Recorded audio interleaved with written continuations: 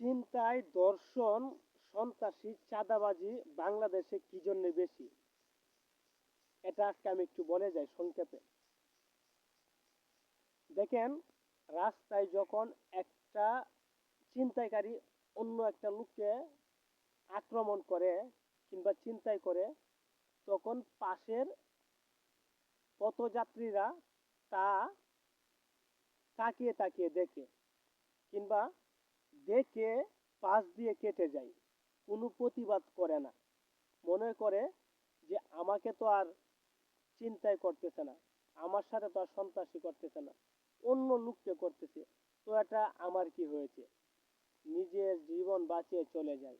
তো আমি যদি প্রতিবাদ করি তাহলে ওরা আমাকেও আক্রমণ করবে। তো এই ভয়েই কিন্তু আমাদের এই বাংলাদেশে এত চিন্তায়, এত দর্শন, এত সন্ত্রাসী, এত রাহাজানি, এত দুর্নীতিবাজ, এত চাঁদাবাজ। যদি আমরা প্রতিবাদ করতাম তৎক্ষণাৎ, সাথে সাথে যদি আমরা প্রতিবাদ করতাম, পিটিয়ে মেরে ফেলতাম, পিটিয়ে হেনস্থ করতাম এই ছিনতাইকারী সন্ত্রাসীদেরকে, কিংবা থানায় সুপার্দ করতাম সাথে সাথে। আর থানায় সুপার্দ করে থানায় নিয়ে কি হবে, 2 দিন পরে তো ছেড়েই দিবে। তো এই জন্যে জনগণকে সেই অ্যাকশনটা নিতে হবে।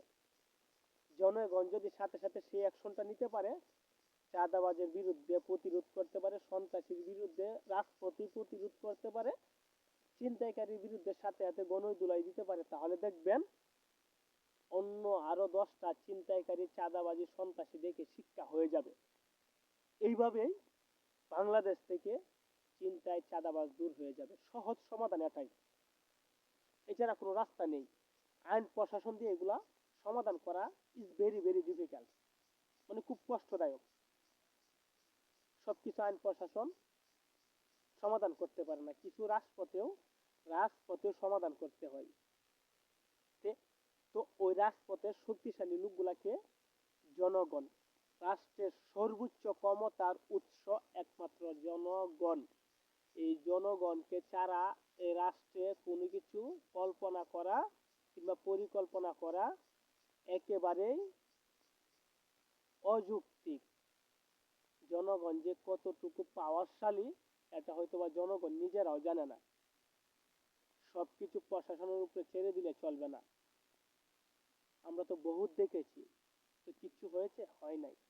তো নিজের সমস্যা নিজেকে সমাধান করতে হবে, তাহলে জাতি শান্তিতে অন্তত বসবাস করতে পারবে। গরিবের কথা শুনতে তিতা হলেও এক সময় কাজে আসে। আল্লাহ হাফেজ।